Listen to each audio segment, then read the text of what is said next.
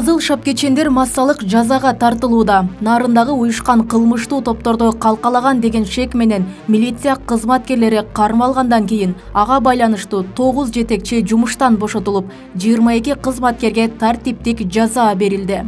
Дал ушундай шек менен Сузактадагы милиция кызматкерлери кармалып, Жалал-Абадта жалпы 4 жетекчи кызматынан бошотулуп, 12 кызматкерге сөгүш жарыяланды.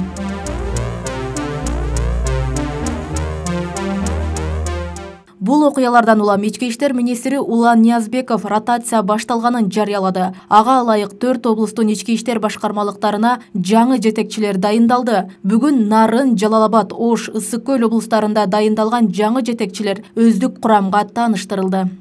Өзүңүздөр күбө болгондой, Нарын облусунун Кочкор районунда жана Жалал-Абад облусунун Сузак районунда орун алган жагымсыз окуялардан улам айрым облустук ички иштер башкармалыктарынын жетекчилерин ротациялык түрдөгү дайындоолорду ишке ашырдык. Мекенибиз үчүн, коомчулугубуз үчүн талыкпай күнү-түнү кызмат кылып, жогорку жетишкендиктерге жетүү керектигин белгилеймин.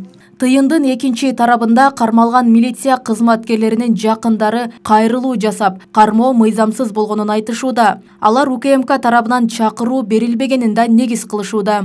Мындан улам атайын кызматтын үстүнөн аскер прокуратурасына арыз жазышкан. Повестка берсе бербейби алар. Юристтер бар да, высший образованный юристтер иштейт ал жерде. Кылмышкерлердей кылып 30 альфа кирип, сабап балдарын 6 сотрудникте кошуп.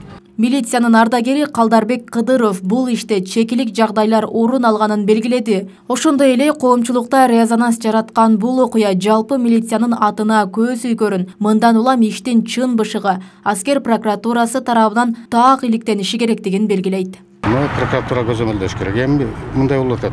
Если милиция ишенген милиция жанагындай кылбаса, бир орган ошону пресекать этиш керек. Мен муну мындай антиправный деп деле карабайм. Наоборот, туура болуп атабы деп ойлоп атам. Себеби бирөө жоктуш керек да, бирөө ал жетиш керек да деген. Анан экинчи маселе жана мен айтып атканым ошол. Ар бир факт, ар бир ошо сотрудниктердин аракетинде мындай полнота болуш керек да, мындай бар артыраптуу, толук, анан объективдүү баа бериш керек. Анан жөн эле мындай эле популисттик неме менен эле кыйратта чап, бардын чапкы менен чапкандай чаап таштаган болду. Мен ойлойм, даже МВДнын кабыл алган жанагы сразу эле иштен алып бар жогун кылып берген деле шашылыш нерсе да. Милициянын ардагери ошол эле учурда тартип сакчыларынын статусун көтөрүү керектигин белгилейт. Бул тармак жалпысынан реформага муктаж, кесипкөйлүк, тартип жана мыйзамдуулуктан сырткары мамлекет тарабынан милициянын кадыр баркын көтөргөн иш пландары каралуусун сунуштайт. Просто бир гана нерсе сурамакмын, коомчулуктан деле, бийликтен деле объективдүү, анан артыраптуу карап койгула, милициянын деле укугун караш керек. Ал сразу эле кыргытта чапканда болбойт, менин оюмча. Ошон үчүн жана милицияны эч ким сыйлабай, жанагынтип жакалап, анан тиги погондорун жулуп ыргытып аткандар ошого алып келип аткан сет да.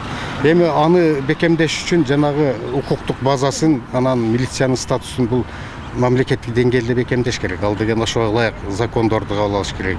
Улуттук коопсуздук мамлекеттик комитети мамлекеттик жана укук коргоо органдарынын жетекчилерин кызматтык милдетин так аткарууга чакырды. Анда кызматына шалаакылык менен мамиле кылгандарга мыйзамда жаза каралганын эскертти.